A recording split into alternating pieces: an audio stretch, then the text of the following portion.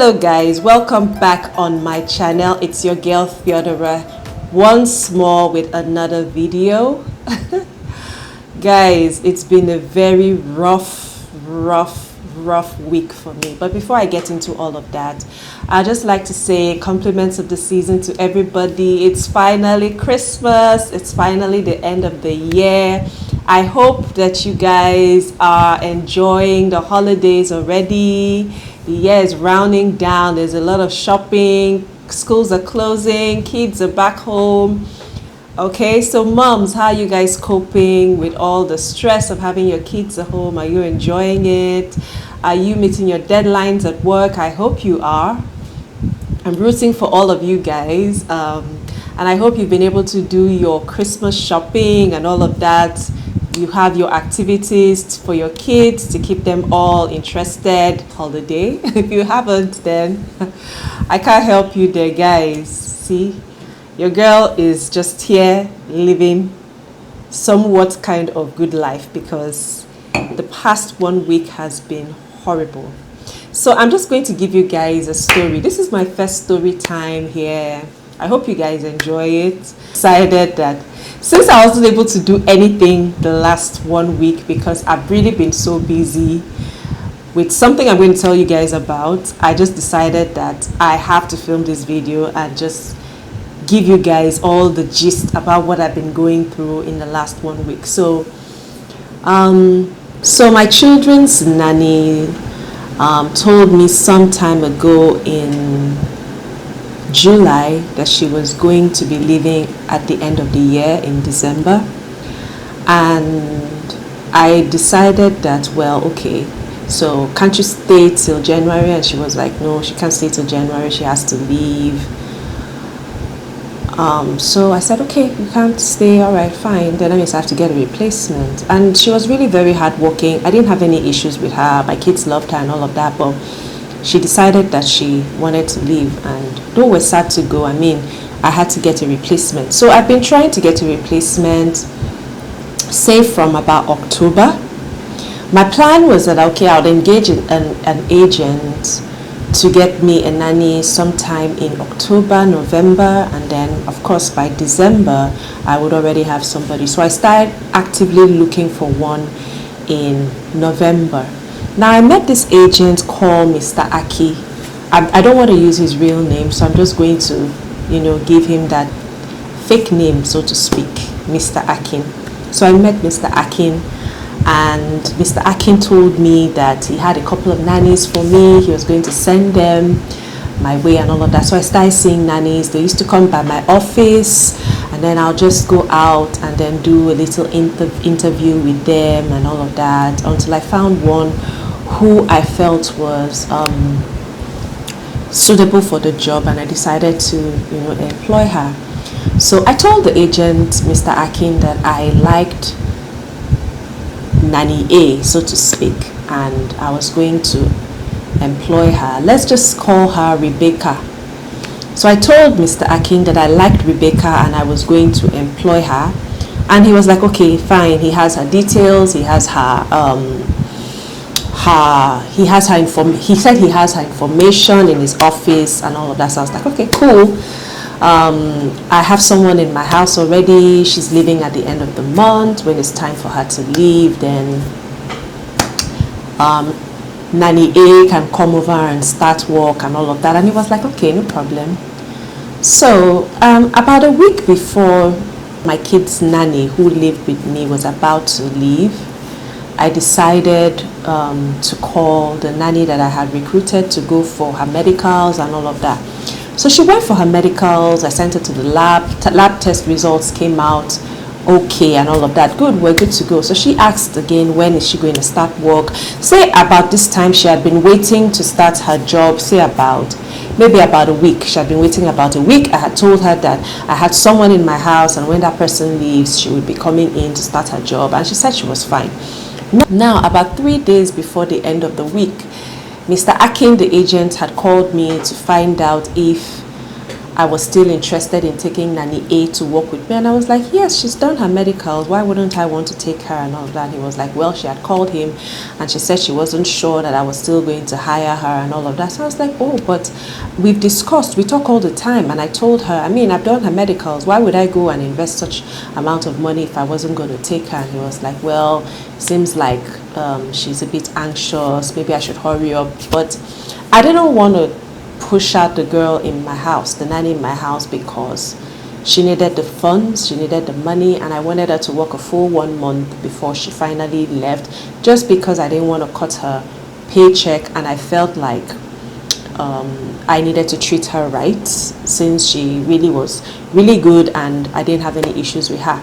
Now, the day before the nanny in my house was about to leave, I called Nanny A and I asked her if she could resume the next day, and she said yes, she would resume the next day. And I was like, oh, cool. So the day before Nanny A was supposed to resume, I asked the nanny in my house to leave. Guys, that is where my problems began. The nanny in my house left and Nanny A's phone was unreachable the whole of that day. I called this girl. I called this girl's number. I called the agent. I called this girl's number. She was not picking up her call. I was almost going mad. I couldn't call the girl who was with me to come back. So I called the agent, and the agent was like, he had called her. Her number wasn't going through, that she kept trying. I kept calling this girl. I called this girl from 10 a.m. in the morning till about 6 p.m. in the evening, and she didn't pick up. Finally, at some point, she picked up her phone, and then I was like, where are you? And she was like, oh, she responded, oh, this is not Happiness, this is Happiness' sister. And I was like, okay, so where are you, Happiness? You were supposed to resume. And she goes, my uncle said make I no resume again. Your uncle said you should not resume again and you did not tell me. Your uncle said you should not resume again and you did not tell me. I spoke to this girl last night. I spoke to this girl the night before. I spoke to this girl a week before. This girl never told me anything like this. I was shocked. I couldn't say anything. And then before I could even say anything, she cut off the line. Now, this was already the end of November. So I called the agent and I asked him. I told him what happened, and he was like, well, he thinks I kept her too long. And I was like, too long? She had been waiting for this job for about a week. How is that too long? He was like, well, once you employ them, you're supposed to just take them in immediately. And I'm like, wait a minute. You can't just take them in immediately. It has to be, you have to put certain things into play. Number one, is the house ready to receive a new person?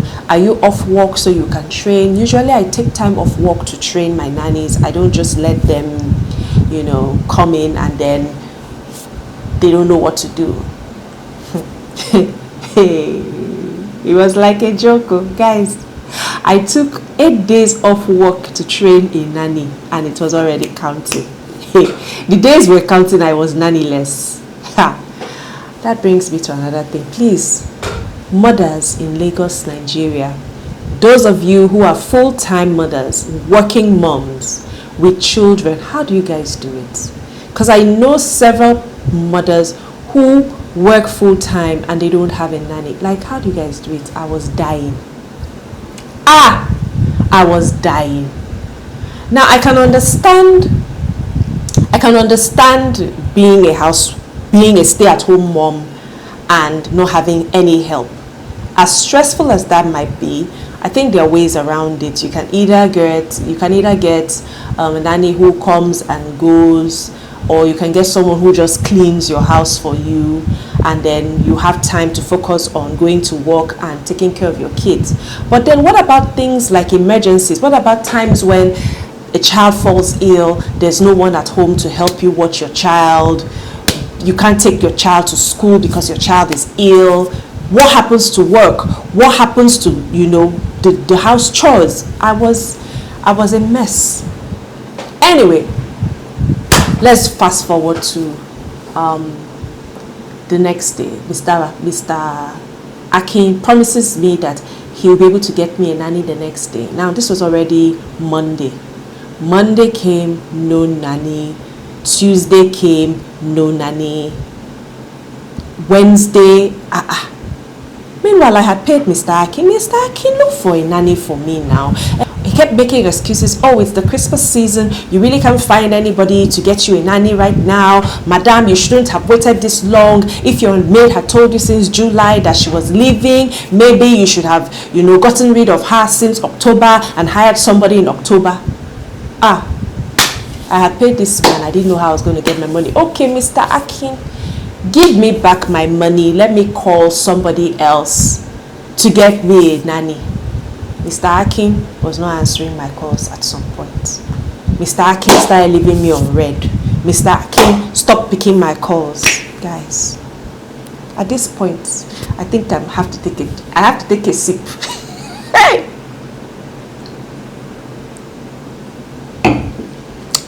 They did me strong thing in this Lagos. Guys, my time was running out. I needed to be resuming back at work in 4 days. So I started calling everybody that I knew. I started calling my friends. Please, do you have a nanny, an agent's number?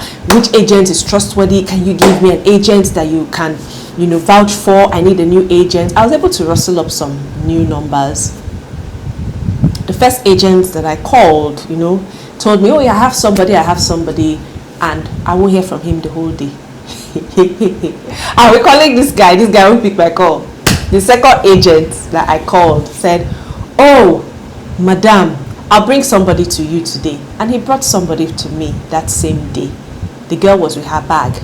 And I was like, but I have not tested her, I've not done her medicals, I can't just take her into my house with her bag. And he was like, madam, it's like you're not serious. You know how many people they ask me for nannies? You know how many people they find nannies? If you don't want this one, I go carry and go. And I was like, no, but there are ways that things are done. I have to conduct a test for her. This one that she's with her bag. How do I just take her into my house like that? And he just sighed, took the nanny's bag and started walking. And I was just there looking at them like, hey, I don't enter one chance. My dear, and that was how the nightmare started. I started calling different agents until God bless my friend Uzo Maka. Uzo, if you're watching this video, thank you so much. You saved my life. Uzo recommended an agent whom she had used for a while, and I called the guy, and he was like, oh, I can't get you a nanny immediately, but if you give me 2 days, I would be able to get you a nanny. So I was like, okay, no problem. I was like, okay, are you sure you can't make it faster than 3 days? And he was like, no, he can't, I have to wait for 3 days for him to be able to get a nanny for me. So I was like, okay. In this time while I was waiting, Mr. Akin called, and Mr. Akin was like, oh, he has someone for me. And I was like, okay. He was like, oh, you have to send some money for her to do medicals. I was like, okay, let me meet her. And then he sent her to me, and I met her. She seemed like a nice girl and all of that. I sent some money. She went to do her medicals, and she started work the next day because her medicals were fine. The first day, I noticed that she seemed a little bit lazy. She was always sleeping. In fact, at some point, my little toddler came to me and she was like, mommy, Auntie Blessing is sleeping. And I was like, Auntie Blessing is sleeping. Call her. And then she called her. In fact, it was a mess. But I was like, okay. I called her agent. The agent was like, madam, you have to try and manage this one. Oh, there are no nannies. Oh. Now, considering that he already had my money anyway, I was like, okay. I didn't really want to spend more money. So I was like, oh, well, I better just stick with Mr. Akin so that I can get my money's worth, because he already had my money, so let me just stick with him so that I could, get this job done once and for all. And the second day after Auntie Blessing resumed, she walked up to me in her room and said she can't continue the job. She needs to leave. I called the agent. The agent was like, well, madam, she said her brother is disturbing her to come back and all that. I was like, okay, no problem. You can leave. And she left, and I was back to square one, nannyless. So at that point, my mom just told me that I had to calm down and just take my time to get a nanny. In fact, at that point, I was like, you know what?